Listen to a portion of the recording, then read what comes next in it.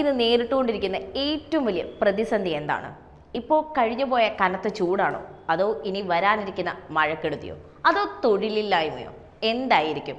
പക്ഷേ ഇതിനൊക്കെ പുറമെ വലിയൊരു പ്രതിസന്ധി നമ്മുടെ വീട്ടുപടിക്കൽ എത്തി നിൽക്കുന്നുണ്ട്. എന്താണെന്നറിയാമോ? വൈദ്യുത പ്രതിസന്ധി.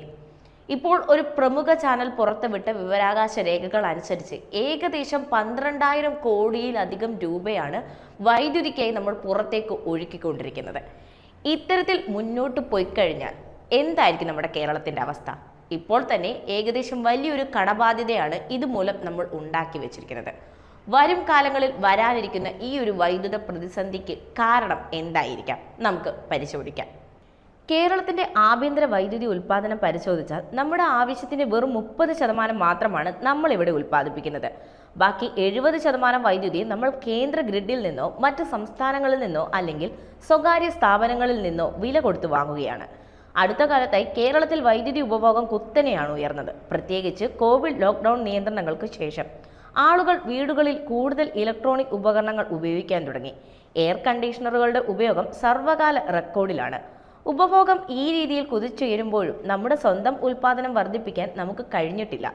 ഈ വിടവ് നികത്താനാണ് വലിയ വില നൽകി പുറത്തുനിന്ന് കറന്റ് വാങ്ങേണ്ടി വരുന്നത്.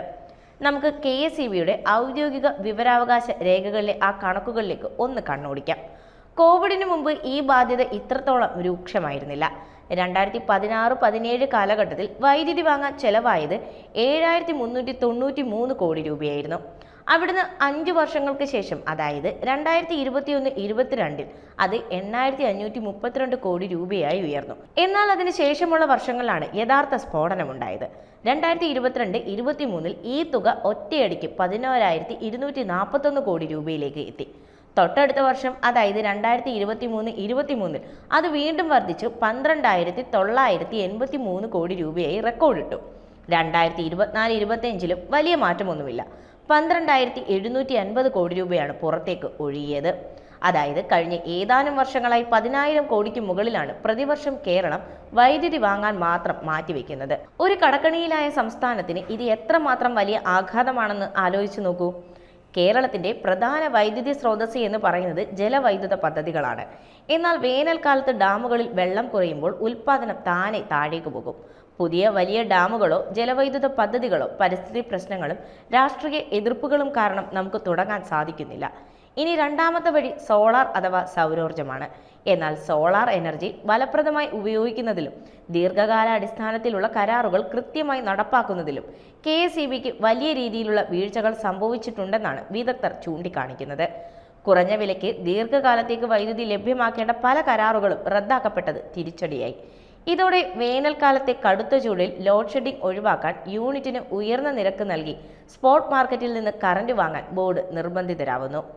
ഇനി നമ്മൾ ചിന്തിക്കുന്നുണ്ടാകും, KSEB 1000 കോടിയോ 10,000 കോടിയോ ചെലവാക്കിയാൽ നമുക്കെന്താണെന്ന്. എന്നാൽ സുഹൃത്തുക്കളെ, ഈ ഭാരം അവസാനമായി വന്നു വീഴുന്നത് നിങ്ങളുടെയും എൻ്റെയും പോക്കറ്റിലേക്കാണ്. KSEB പുറത്തുനിന്ന് ഉയർന്ന വിലയ്ക്ക് വൈദ്യുതി വാങ്ങുമ്പോൾ അവർക്കുണ്ടാകുന്ന അധിക ബാധ്യത ഫ്യൂവൽ സർചാർജായോ കറന്റ് ചാർജ് വർധനവായോ നമ്മുടെ ബില്ലിൽ കൂട്ടിച്ചേർക്കും.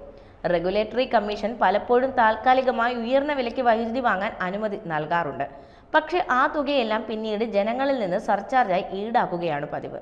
അതായത് ഇവിടെ എയർ കണ്ടീഷണറുകൾ ഉപയോഗിക്കാത്ത, ഫാനും ഒരു ലൈറ്റും മാത്രം ഉപയോഗിക്കുന്ന പാവപ്പെട്ട സാധാരണക്കാരൻ പോലും ഈ വമ്പം തുകയുടെ ബാധ്യത സ്വന്തം പോക്കറ്റിൽ നിന്ന് നൽകേണ്ടി വരും. ഇതിനൊരു പരിഹാരമില്ലേ എന്ന് ചിന്തിച്ചാൽ ഉണ്ട്. ഇപ്പോൾ നമ്മൾ പൊതുവെ കണ്ടുവരുന്ന ഒരു രീതിയുണ്ട്, ശ്രദ്ധിച്ചാൽ അറിയാം. പല വീടുകളിലും റൂഫ് ടോപ്പ് സൗരോർജ്ജ രീതി പിന്തുടരുന്നുണ്ട്. അത് വ്യാപകമാക്കണം. എന്നിട്ട് അധികം വരുന്ന ഊർജം ഗ്രിഡിലേക്ക് നൽകുന്ന ആ ഒരു രീതി ഉണ്ടല്ലോ, അതും കൂടി വളരെ വിപുലമാക്കി കഴിഞ്ഞാൽ ഏകദേശം വൈദ്യുത പ്രതിസന്ധി നമുക്ക് പരിഹരിക്കാനാവുന്നതാണ്.